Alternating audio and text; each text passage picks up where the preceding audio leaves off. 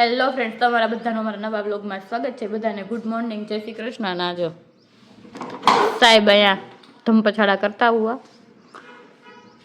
Background અવાજ આને જો રોકવો પડે પગ મારી. ઓય ચપ્પલ તો કાઢતો હોય. કેમ સ્કૂલે જાસ તું? હા કે હે રાઈડર લઈને સ્કૂલે જવાનું છે. હે તે નાસ્તો કરી લીધો? સ્કૂલે થી વહી આવ્યો તું કે ગયો જ નથી? જવાનું છે કે ક્યારે જવાનું?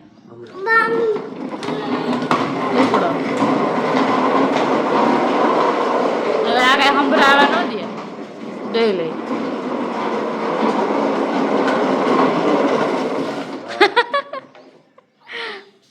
ગાડી હાંકવામાં તો આમ હું એવી ડ્રાઈવર થઈ ગયો છે. શું છે આ?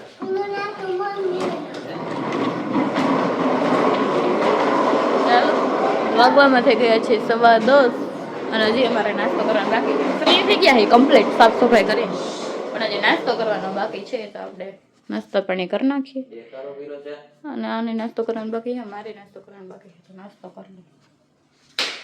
તો અત્યારે હે ને જો બપોરે ખાઈ પીને નવરા થયા અને તા જો આ શું કરે છે, હું ચાલુ કર્યું આ બે શું હે કહી દો.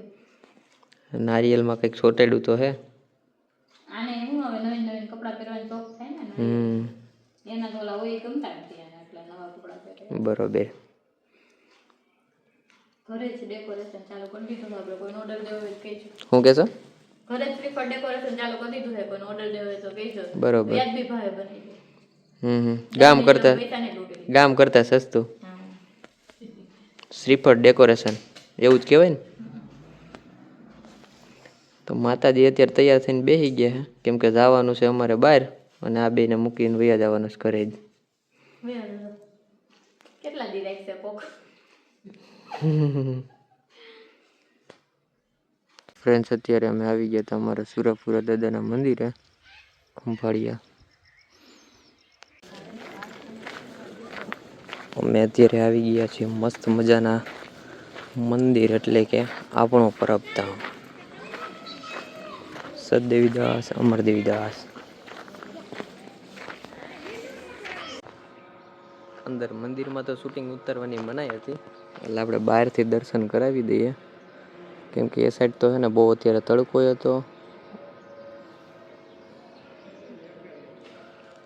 આ છે અહીંયાનો એન્ટ્રી ગેટ છે. મસ્ત શાંત છે અત્યારે. તો અમે અત્યારે બહાર ગયા હતા અમારા દાદાના મંદિરે, તો ત્યાંથી અત્યારે રસ્તામાં પરબધામ આવે, તો પરબધામથી નીકળ્યા. અત્યારે અમે કીધું ચાલો દર્શન કરતા દે. અમે અત્યારે છે ને આવી ગયા છે ઘરે.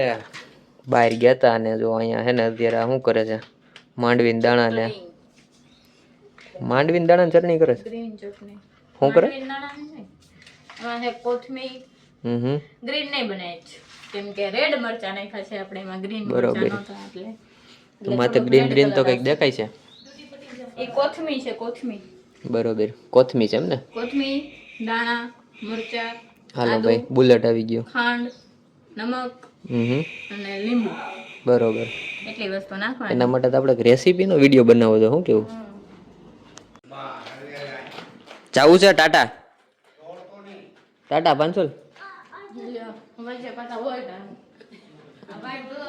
બકરી જેમ સણતો જાય પાછો ઠેઠ લગી. આ બધી શેનો કાર્યક્રમ હાલે છે?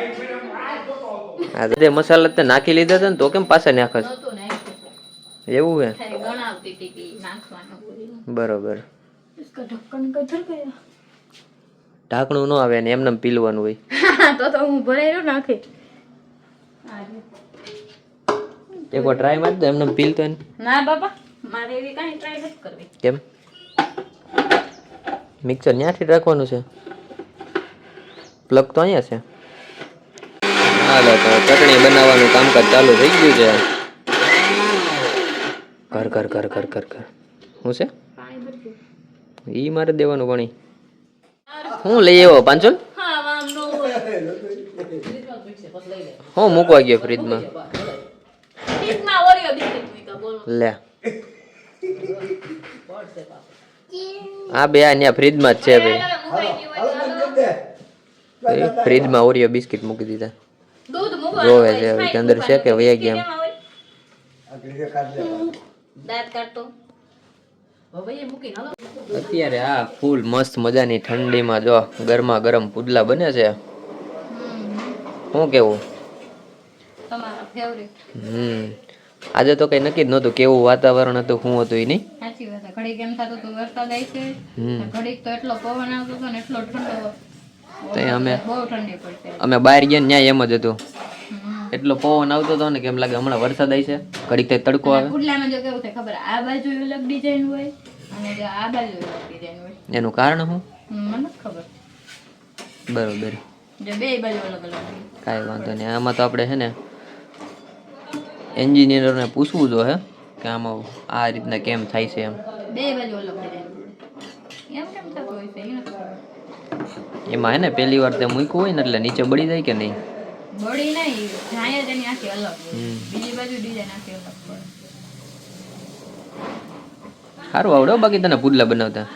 હે ને? Thank you. તઈ આમ આમ તાવડી ઊંચી કરતા આમ ઉઠલી જાય કે? આમ હા ઉઠલી જાય કરતા. ના ના એમ ન ઘણે તો નકર ઉઠલાવતા હોય એમ જ ઉઠલાવે ને, તાવડી ઊંચી ઘા કરે ને તો ઉઠલે ને. ઉઠલા એમ તો ચાઇનીઝ બને આગળ, પુડલા થોડા એમ બને.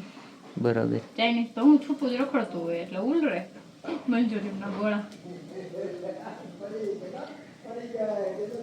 તો તમારા ગામમાં કઈ રીતના પુડલા ઉઠલાવે છે? બધાને તાવી થતી ઉઠલાવા પડે, કોકથી તો ઉઠલતા ચોઈટા રહેતા હોય. તારા કોઈ દેવું બન્યું પુડલું ઉઠલું ન હોય અંદર અંદર ચોટી ગયો હોય એવું? ના, ના.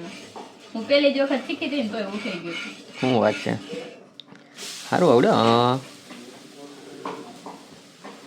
બાકી પુડલાનો ટેસ્ટ એક નંબર હો, કાંઈ ન ઘટે.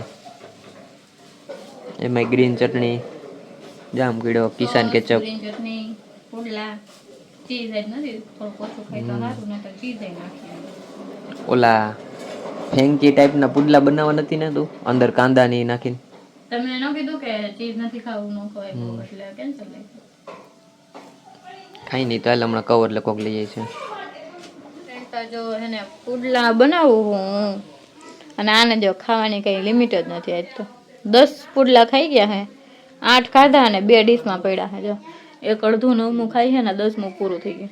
આજ તો તું બનાવી ખાય કે નહીં તા લગે આવવા દે. હજી તો કિલો આખું ભર્યું તો આવડું આ આટલું રહ્યું છે. હવે વાહે હજી 3 જણા 4 જણા હે ખાવામાં. 1 કિલો લોટ લઈ આવ્યો છું, જ્યાં લગી થાય ને ત્યાં લગી બનાવવાના જ છે. હા પછી સવારમાં હું થાય પેટમાં દુખશે, નકરો ચણાનો લોટ ખાઈ. હવાઈનું હવાઈ જોયું જાય. અત્યારે તું બનાય ફટાફટ. ફેવરિટ વસ્તુ એટલે હું આમ દાંત કાઢ લેવાય ફૂલ બાકાજી કી. તો જો આપણું પુડલું બને છે અહીંયા મસ્ત, અને હું જમણા હાથે ઉઠલાવાની ટ્રાય કરું છું, ઉઠલે કે નહીં, કેમ કે હું દબોડી છું. ઉઠલી તો ગયો હાલો. તો ચાલો હવે હું જમી લઉં, વધે મારી કાંટો તો હું ખાઈશ, નહીતર પછી હાલશે મારે બીજું શું વધે તો ખાઈ લાગતું નથી એમ વધવા જેવું એવું તમે.